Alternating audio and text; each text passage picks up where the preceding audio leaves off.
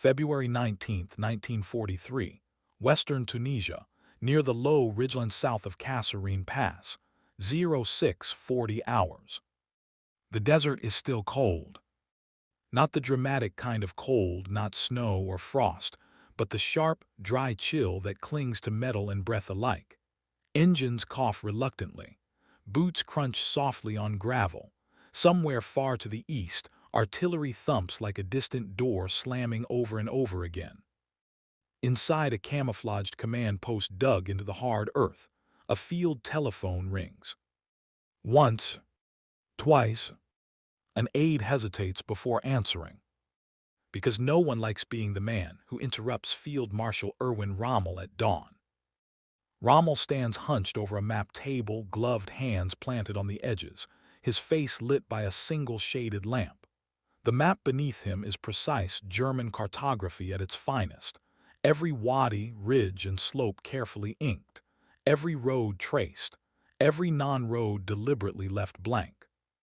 He has memorized this terrain. The desert has been his weapon before. The aide clears his throat.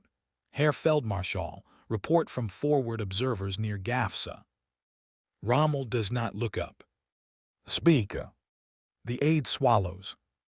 They claim American tanks are moving west of the pass, south of the mapped approach routes. Rommel exhales slowly. Which unit?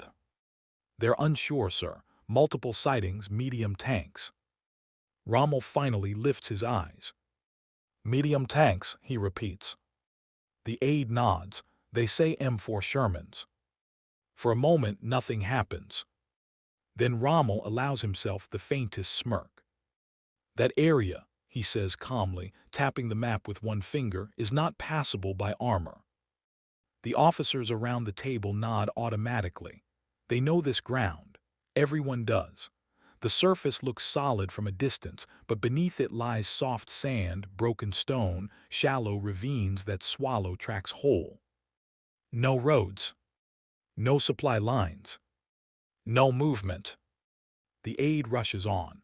They insist they saw dust columns, engine noise, one observer claims. Rommel cuts him off. Fear makes men see ghosts. A pause. Send word back, he says. Tell them to confirm and to drink water. A few restrained chuckles ripple through the staff. American troops, they believe, are still recovering from earlier defeats.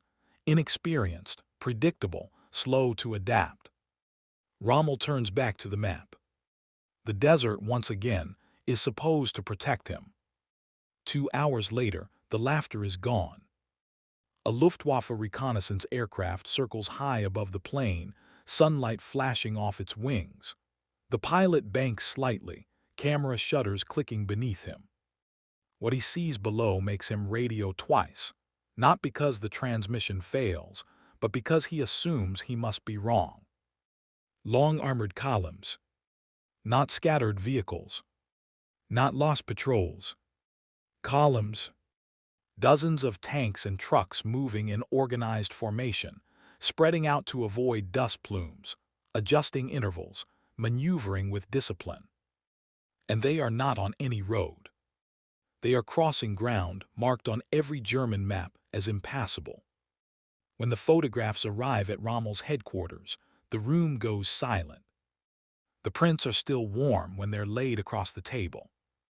An officer points, here, sir, and here. Rommel leans in. You can almost hear his thoughts grinding. He recognizes the tank silhouettes instantly, high turrets, broad hulls. American M4 Shermans, not light reconnaissance vehicles, not reckless scouts. Main battle tanks. He studies the dust patterns, the spacing between vehicles, the shape of the advance. This is not chaos. This is planning.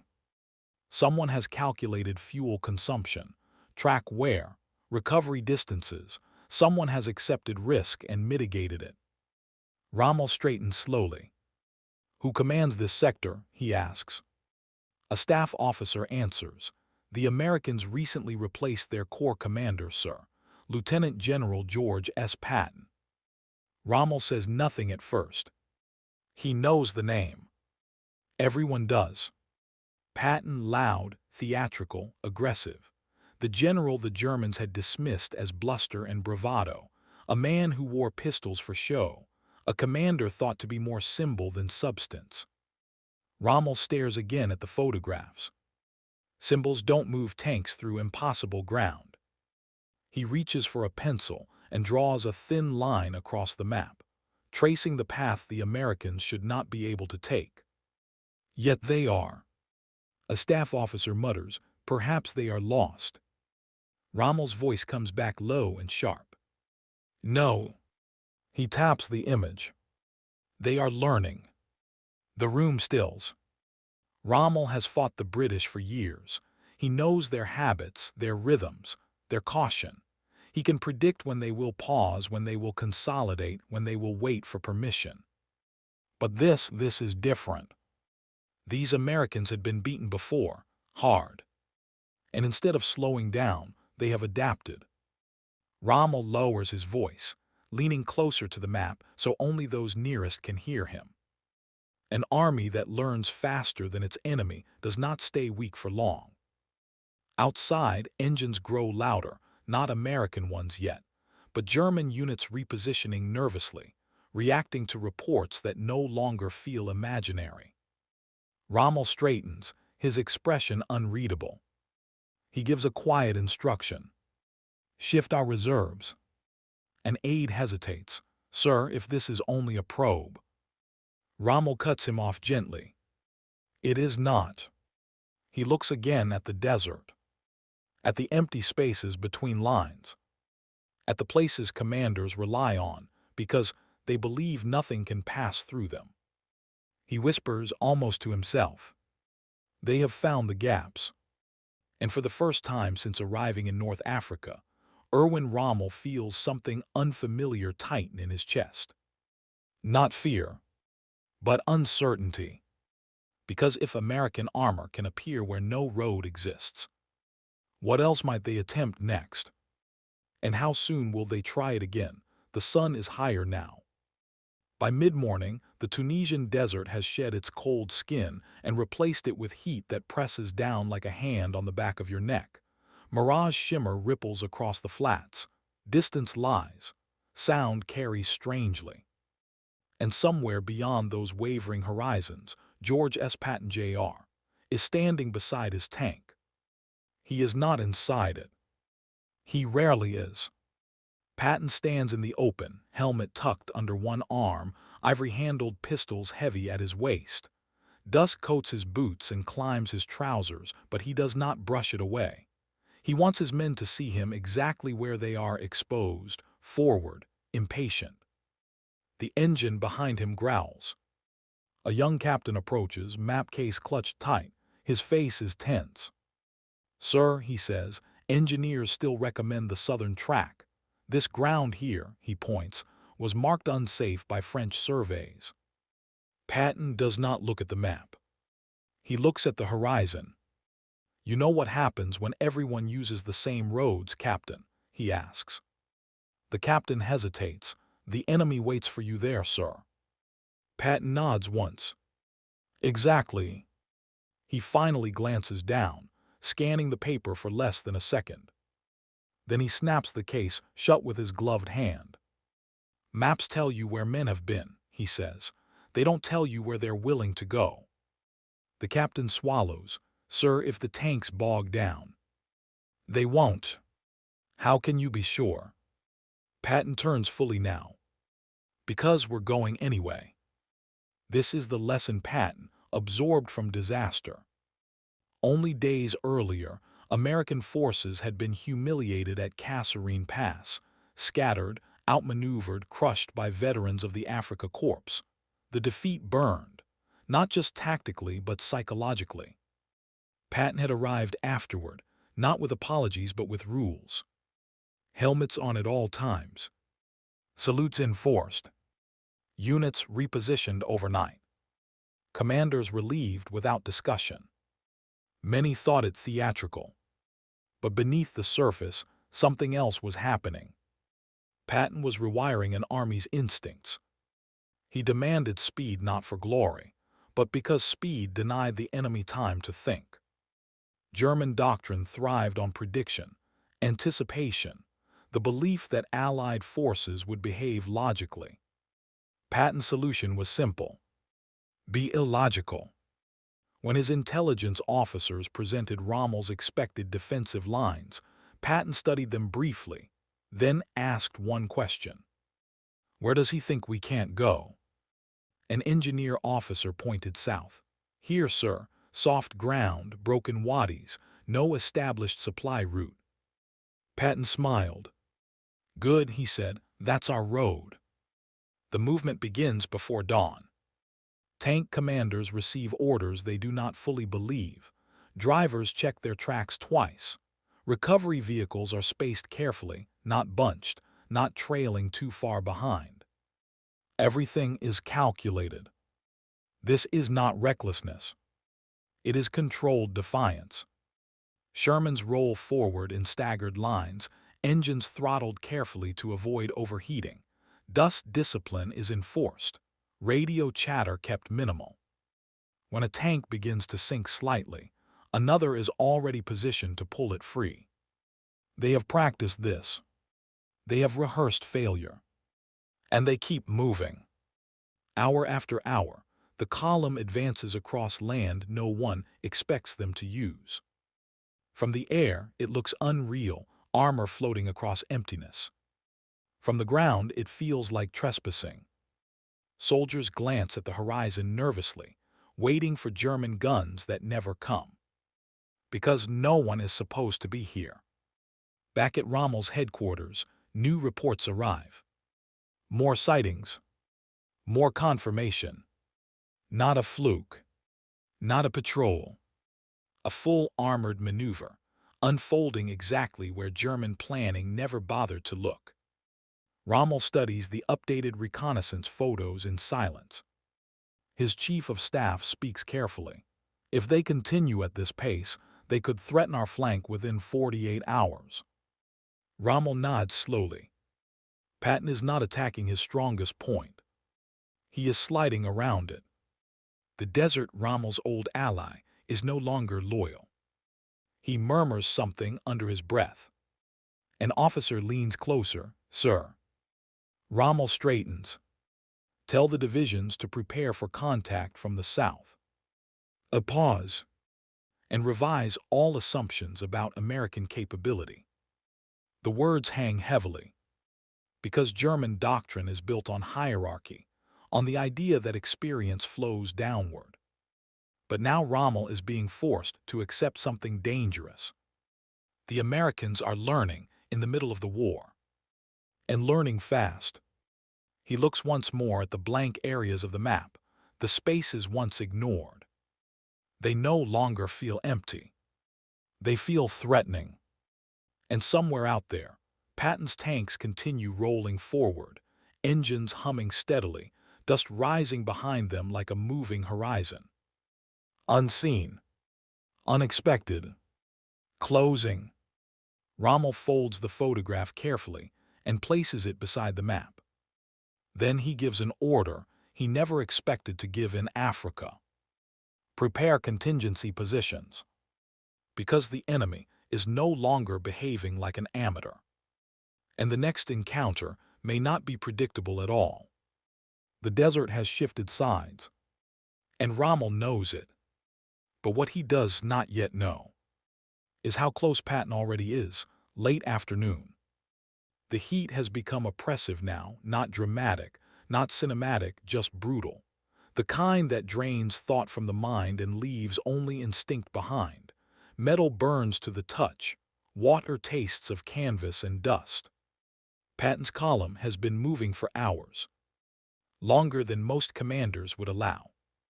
Fuel trucks lag behind at calculated distances. Recovery vehicles leapfrog forward.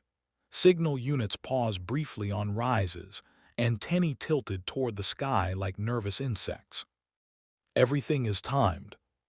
Because timing, Patton knows, is what turns movement into shock. Ahead, the terrain dips gently into a wide, shallow basin. To German planners, this area is meaningless. No crossroads, no villages, no reason to defend it. But Patton sees something else. Space. Room to deploy. He orders the column to fan out. Tank commanders relay the command down the line. Engines change pitch. Steel spreads across the desert like ink in water. And then far ahead a glint. A flash of sunlight off glass. A lookout raises his binoculars. Movement, he says, left of that ridge. Moments later, the first German patrol vehicle crests a rise, not searching, not alert, simply passing through terrain it believes to be safe. The German driver does not see the Americans at first, because he is not looking for them. When he finally does, it is already too late. The Sherman's gun fires once. The shell lands short, dust exploding upward, but the message is unmistakable. The desert is no longer empty. German radio traffic erupts in confusion. Enemy armor, location uncertain. They are south of expected axis. Maps are unfolded again. Hands point. Voices rise. None of it makes sense. This is the first physical proof that the reports were true. Not photographs. Not rumors. Steel. Real tanks. In the wrong place. Miles away, Rommel receives the contact report. He reads it once. Then again. This time he does not dismiss it. He steps outside his command post and looks across the desert personally, as if distance might explain what paper cannot. The sun is lowering now, casting long shadows that stretch across the ground like fingers. Rommel speaks quietly to his chief of staff. They are not probing, he says. They are maneuvering. A pause. They are fighting the ground itself and winning. This is what troubles him most. British attacks in his experience follow logic. They seek terrain features. They pause to reorganize. They rely on method. Patton's advance ignores all of that. It is aggressive without being careless. Fast without being chaotic. Rommel realizes, with a tightening behind his eyes, that this American general is not improvising. He is experimenting. And each success becomes the next lesson. An army doing that does not remain inferior for long. As darkness approaches, Patton makes a decision that surprises even his own staff. He does not halt. Standard doctrine says armor should consolidate before nightfall in unknown terrain. Patton rejects it. Night hides movement, he says. Day invites shells. The column continues forward under fading light. Tank headlights remain dark. Drivers steer by the faint glow of the horizon and the silhouettes ahead of them. It is exhausting. It is dangerous. And it is exactly what the enemy does not expect. German forward units report engine noise where there should be none. Flares are fired into the sky, illuminating nothing, then suddenly everything. Shermans appear like ghosts, hulks of steel caught mid-motion in harsh white light. A brief exchange of fire erupts. Not a battle. A collision. German units fall back in confusion, convinced they have encountered the leading edge of a much larger force. Which is exactly what Patton wants them to believe. By the time full darkness settles, the Americans are already repositioning again. Always moving. Always refusing to sit still long enough to be targeted. Rommel studies the situation late into the night. Candles flicker over the map table. Coffee goes untouched. Reports arrive faster than they can be digested. Enemy here. Then gone. Then reported somewhere else entirely. Rommel rubs his temples. This is not pressure, he says quietly. This is dislocation. Patton is not attacking strength. He is attacking certainty. Every assumption the Germans rely upon, where the enemy can be, when he will move, how he will behave is being stripped away. Rommel finally looks up at his staff. He is forcing us to react, he says, and reaction is defeat in slow motion. Silence follows, because they know he is right. The Afrika Korps has survived by anticipating its enemies. Now the enemy is rewriting the script in real time. Rommel steps closer to the map. He leans down, and this time his voice drops to a whisper, not for effect, but because the realization itself feels heavy. The Americans are no longer beginners. Outside, somewhere in the darkness, Patton's tanks continue their crawl, engines muted, crews exhausted, momentum intact. The desert no longer belongs to those who understand it best. It belongs to those willing to challenge it. And Rommel knows that when dawn comes, the battlefield will not look the way it should. Night has fully descended. The desert is silent now, but not empty. It hums with anticipation, the faint vibration of distant engines, the occasional clatter of sand shifting beneath tracks, the soft murmur of men awake when they should be asleep. Patton's Shermans are paused only briefly, long enough for crews to refuel, check tracks, and adjust positions. No campfires, no light to give away their location. Even in darkness, the men feel the weight of what they are doing, moving across terrain the Germans believed untouchable. Patton steps out of his command Sherman. His boots sink slightly into soft sand, but he barely notices. He surveys the horizon, where shadows of ridges and rocky outcrops stretch like ghostly fingers into the night. His eyes flick back toward his officers. "Remember," he says quietly, "we don't just fight tanks, we fight assumptions." A young lieutenant asks, voice tight with exhaustion, "Sir, what happens if they counterattack here?" Patton smiles faintly, almost amused. "They won't. They're expecting us somewhere else." The brilliance, or audacity, of it lies in simplicity. Patton does not attack the strongest points. He doesn't wait for roads to be built or reconnaissance to be fully certain. He leverages surprise, speed, boldness. The desert itself becomes a weapon in his hands because the enemy assumes the ground is a barrier. Meanwhile, Rommel cannot sleep.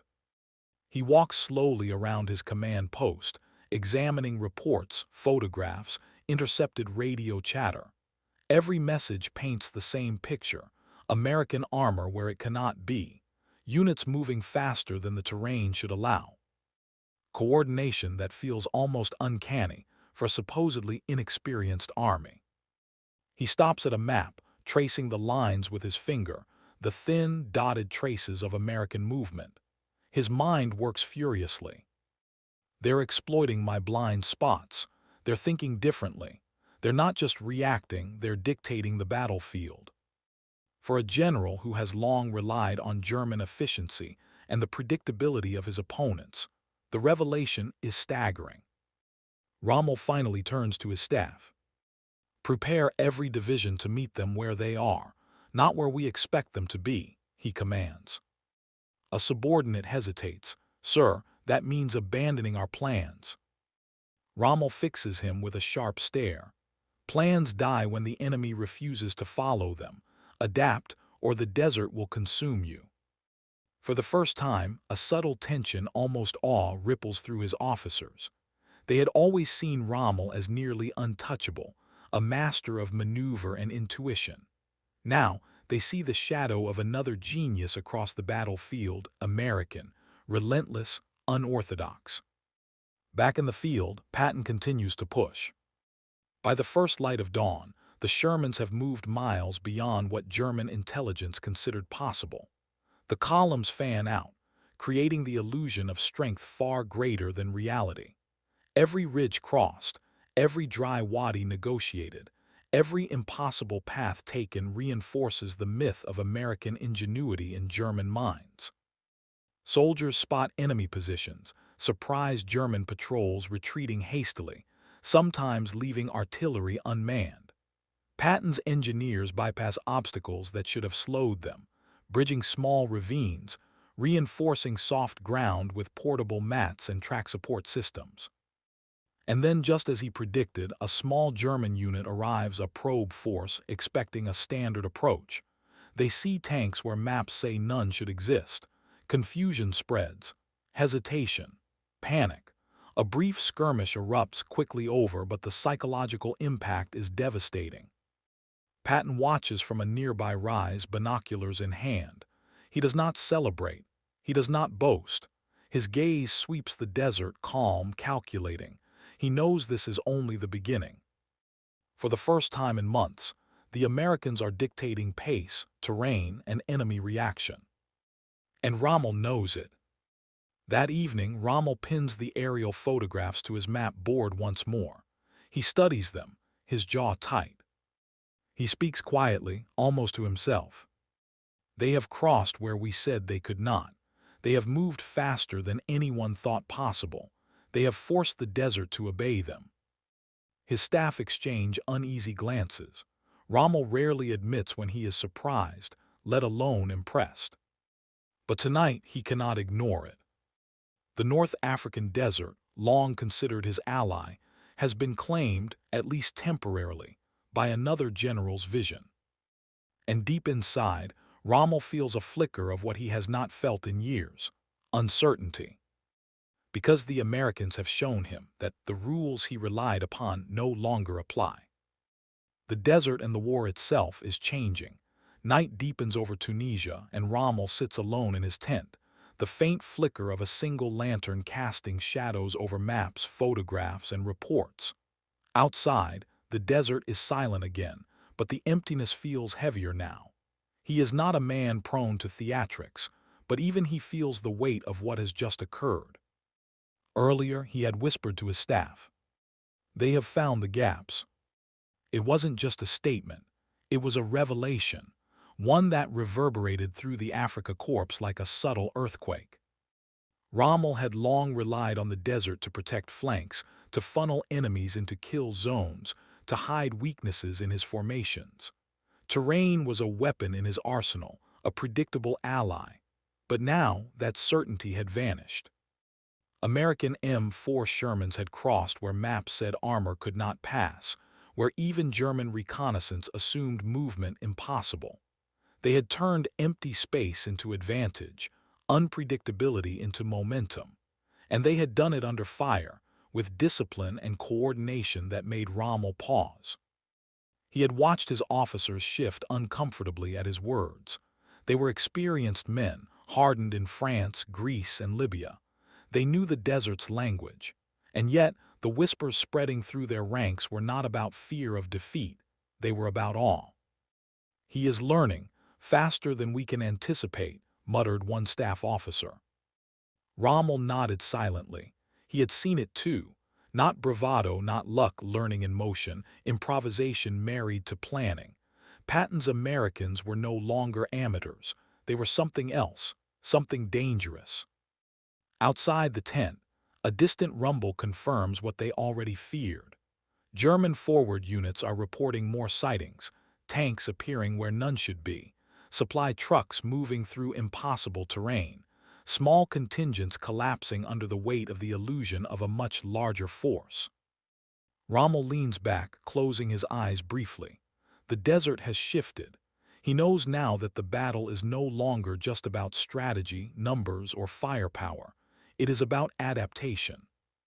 And he also knows, with chilling clarity, that Patton's audacity is not a momentary fluke.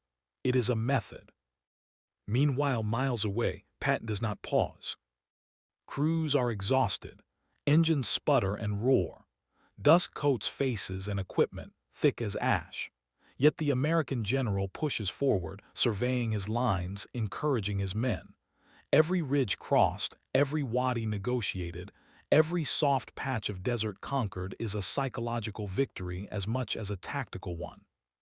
Patton understands something vital. The Germans rely on predictability, on patterns, on maps. By ignoring all of it, moving where no road exists, refusing to consolidate too long, crossing ground the enemy believes untouchable, he forces the Afrika Korps to react, not act. And in warfare, reaction is always slower than initiative. Even as the Shermans roar across the night, Rommel's staff works feverishly to adjust defensive positions, to patch assumptions, to calculate contingencies. Orders are sent, units repositioned, yet uncertainty lingers. Every map, every previous calculation, every safe zone has been invalidated. Rommel pinches the bridge of his nose and mutters a single thought, half warning, half acknowledgement. An enemy that dares to defy the desert is not easily defeated. The whisper spreads quietly among his officers, not through public announcement, not with alarm, but as a subtle, undeniable truth: the rules have changed. And somewhere over the dunes and ridgelines, Patton's tanks continue moving, silent, relentless, unstoppable. By dawn, the first rays of sunlight reveal a desert transformed. Tracks stretch across terrain the Germans thought impassable. Dust hangs in the air like a haze of inevitability. And Rommel knows, not in theory but in gut and bone, that the next engagement will not be fought on the terrain he expected, with the timing he predicted. The desert no longer belongs to him. It belongs, at least for now, to a general who refuses to follow the rules. And Rommel's whisper, the one that shook the Afrika Korps, lingers. They have found the gaps. Because in warfare, once the gaps are found, everything changes. Sunrise breaks over western Tunisia. The light is harsh, almost unforgiving, casting long shadows from scrub and ridges.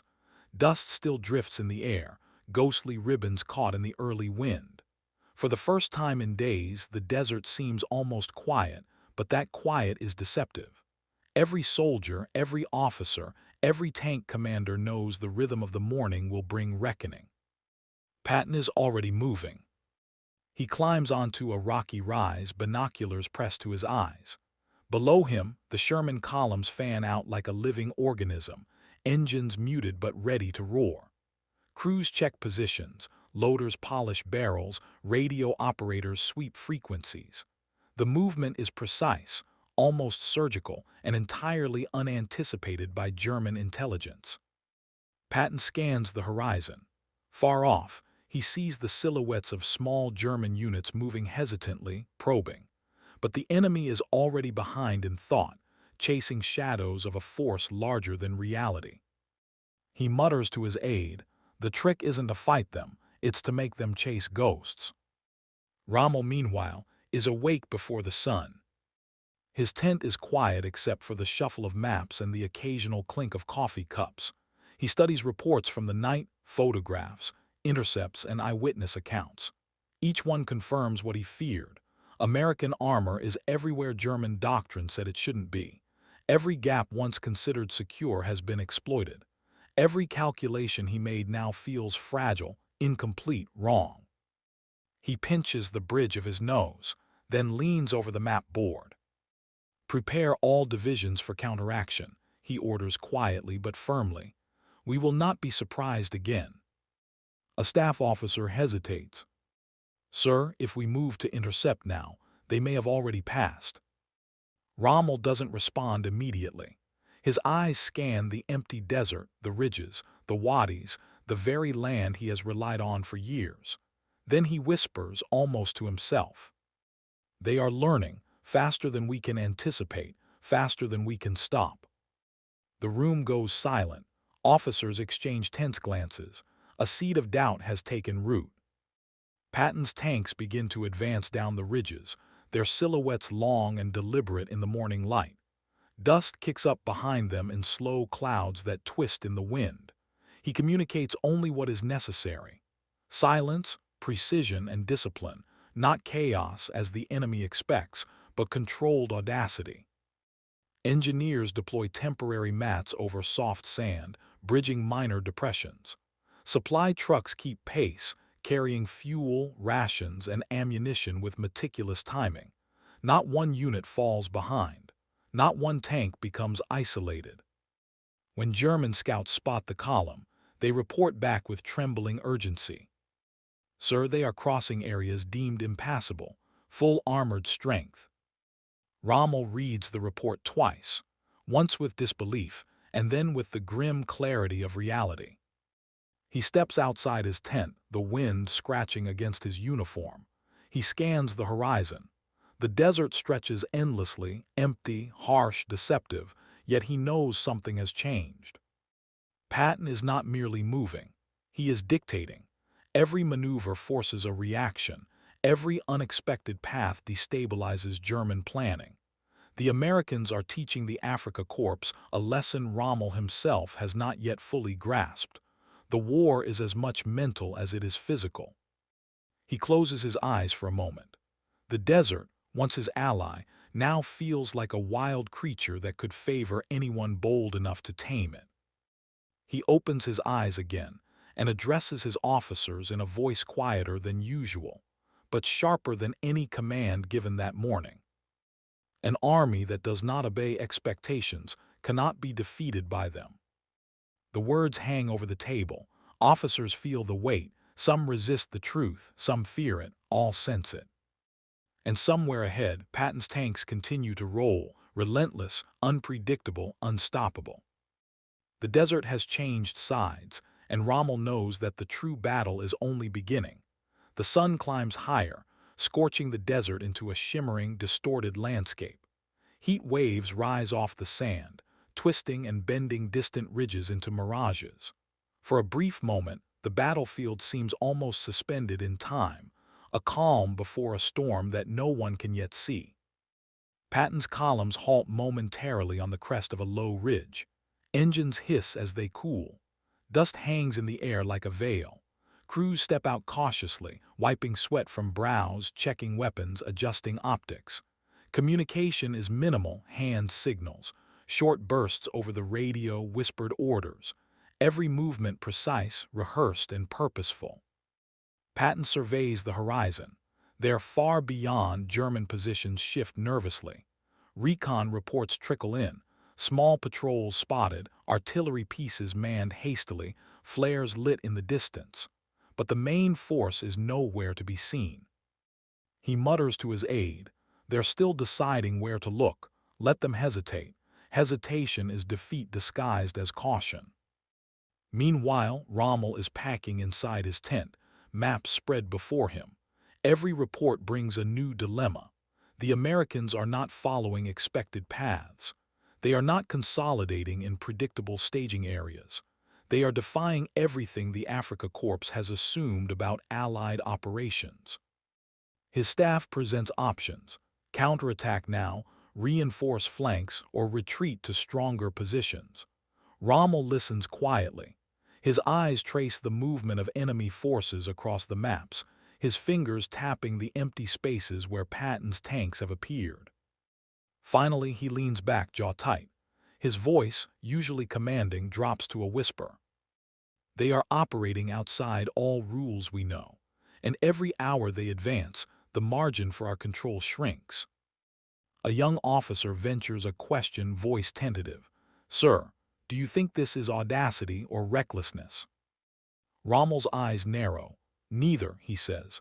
"This is mastery. They have learned the desert faster than we can adapt." Back with Patton, his men push forward again. The Shermans roll over ridges and across dry wadis that German doctrine insisted were impassable. Engineers stabilize soft sand, repair minor obstacles on the fly. The movement is relentless. There is no hesitation, no pause for spectacle, just momentum. Every time German forces think they have located the Americans, the columns shift, slipping past or repositioning in a way that confounds reconnaissance. Dust clouds trail behind them, masking the true scale of the advance. To observers, it looks like multiple armored forces, larger than reality, a phantom army moving across the desert. Patton walks along a line of tanks, boots crunching over gravel and sand. He glances at the men. "Every gap we cross is another doubt in their minds," he says, "and doubt spreads faster than artillery." At Rommel's command post, a report arrives from aerial reconnaissance. Multiple Sherman columns have fanned out over terrain no German officer imagined possible. One report reads almost like a taunt. "Sherman tanks crossing dry wadis south of Gafsa. Full strength confirmed. Enemy advancing in coordinated formation where maps indicate no path exists. Rommel studies the paper, eyes narrowing. He pins it to the map board. He whispers not for anyone but as a realization that chills him. They have turned emptiness into advantage, and space into a weapon. The Afrika Korps is skilled, disciplined, feared. But even seasoned soldiers cannot predict an enemy rewriting the rules in real time. Rommel knows the coming encounter will test not only strategy but instinct, courage, and the willingness to embrace uncertainty. And somewhere in the desert ahead, Patton's tanks continue to move, silent yet unstoppable, reshaping the battlefield with every mile. The silence in the desert is not calm. It is waiting for the clash that will confirm which army has truly learned faster. By mid-morning, the desert vibrates with the subtle rhythm of engines and the faint clatter of treads on gravel and sand. Patton's columns have crossed terrain German intelligence considered impassable, and now, at last, the first real confrontation is inevitable.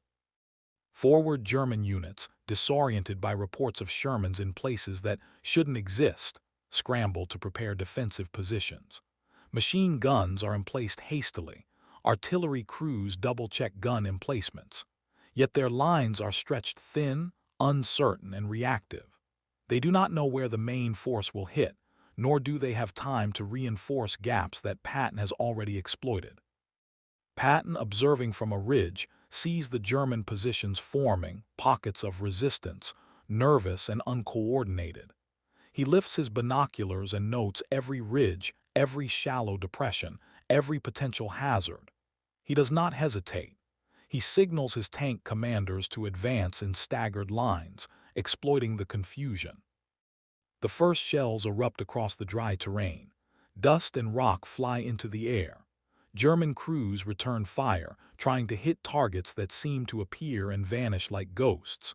Sherman's 75 guns respond with disciplined precision. Every shot calculated, every salvo designed to suppress, not just destroy. Patton walks alongside his tanks, shouting encouragement, adjusting orders in real time. Crews feel his presence calm, assured, yet fierce, the living embodiment of momentum itself. "Move fast, aim true, keep the pressure," he barks. Every command is methodical, yet the effect on the battlefield is chaotic. German officers witness something they did not anticipate. American armor maneuvering across impossible ground, firing from unexpected angles, appearing in the rear of defensive lines within minutes. The Afrika Korps has faced skilled adversaries before, but never one who uses terrain as a weapon by ignoring it entirely. Rommel receives reports as they trickle in, each one like a blow to the gut. Tanks reported in flanks, supply lines threatened, artillery crews forced to reposition under fire. His calculated assumptions are unraveling. He pinches his forehead. "This is no ordinary advance," he mutters. "It is audacity realized." A junior officer dares to speak. "Sir, should we commit reserves?" Rommel's eyes flash. "We must, but cautiously. Every step forward is a trap, every reaction expected. They are learning from us as much as we try to anticipate them." He pauses, staring at the map, tracing the paths Patton has already carved through terrain once considered secure. His whisper is almost lost to the desert wind. "They have rewritten the rules." The clash intensifies. The first German counterattack hits a Sherman column head-on, but the tanks fan out, absorbing the strike.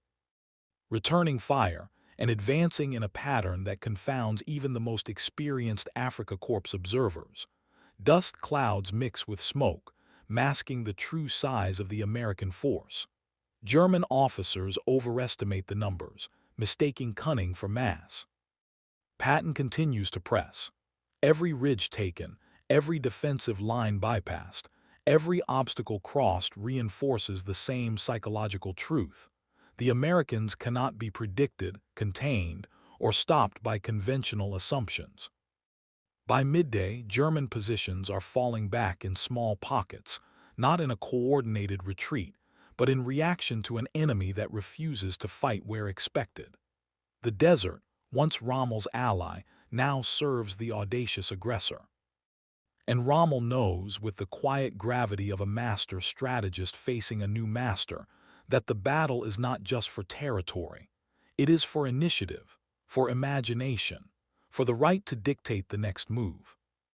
Patton, atop his ridge, observes the chaos unfolding with methodical calm. Tanks, infantry, and engineers continue their advance. Every move is designed to exploit hesitation. Every pause is calculated. The desert is alive beneath his command, responding to boldness and precision alike. Rommel whispers again to his staff. They have mastered the desert faster than we ever imagined.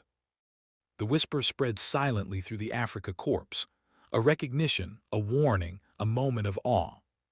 The desert watches, unchanged, indifferent, yet irrevocably transformed by the will and steel that now move across it. The sun begins its slow descent toward the western horizon, casting long, jagged shadows across the desert floor. The air is thick with dust, smoke, and the acrid smell of spent gunpowder. Silence falls intermittently, punctuated by the low hum of engines moving reinforcements, the distant thump of artillery settling into position, and the soft clatter of tracks over gravel. Patton's columns have reached their intended positions for the day. They have crossed ground no map dared to name, bypassed enemy strongpoints, and forced German units to react in ways Rommel had not anticipated. The desert, once predictable and mapped, now feels like a stage for American audacity. Crews step out of their tanks, stretching cramped muscles, wiping sweat and dust from faces. Engineers check tracks and repair minor damage, all under the ever-watchful eye of their general. Patton does not celebrate. He does not raise a fist or shout victory. He simply observes, notebook in hand, marking positions, nodding terrain, and calculating the next move. Every man feels it. Something extraordinary has happened. The Americans have rewritten the rules of movement, of expectation, of warfare itself in this barren expanse. Rommel, meanwhile, convenes his senior officers. His expression is taut, his usual calm replaced by the tension of forced adaptation. He lays the reconnaissance photographs and reports across the table. Maps that once felt like weapons now feel like warnings. They have done what should have been impossible, he says quietly, almost to himself. They have turned empty space into a threat. His staff listens, some in awe, some in disbelief. They have seen Patton before, aggressive, confident, theatrical, but never like this. Here in the desert, he is methodical, daring, and terrifyingly precise. A lieutenant ventures, "Sir, how do we stop him?" Rommel looks at the map, tracing the lines of Sherman's where no tracks should exist. He leans back, voice low and grim. "You don't stop what has learned faster than you. You contain it, adapt, or you die." The weight of the statement hangs over the room. The Afrika Korps has faced many enemies, but few have rewritten the terrain itself into an instrument of attack. Patton's audacity has forced Rommel to reconsider every assumption he had ever relied on. Back in the field, Patton signals his tank commanders to hold position for the night. No one rests for long. Crews make minor repairs, reposition vehicles, and scout the next day's route. The desert, though vast and indifferent, is now a map of opportunity, a place to exploit surprise and speed. He steps aside for a moment, binoculars raised once more. In the far distance, the faint shapes of German columns begin to reposition. Patton smiles faintly. He knows they are reacting, forced to follow his initiative rather than lead their own. The desert has become a canvas, and he is painting in bold strokes. Somewhere in a command post miles away, Rommel studies the lines again. The whispers of disbelief, of awe, and of cautious respect ripple quietly through the Afrika Korps. They have found the gaps, Rommel had said earlier. And now, after the day's maneuver, the truth is undeniable. Patton did not just move tanks across the desert. He moved ideas, strategy, and fear itself into the heart of the Afrika Korps. The desert remains harsh, empty, and indifferent. Yet it has witnessed something remarkable, the emergence of an enemy who refuses to obey expectations, who challenges assumptions, and who teaches the master strategist in real time that the rules of warfare are meant to be rewritten by those bold enough to try. Patton looks to the horizon. The day is done, but the battle and the lesson has just begun.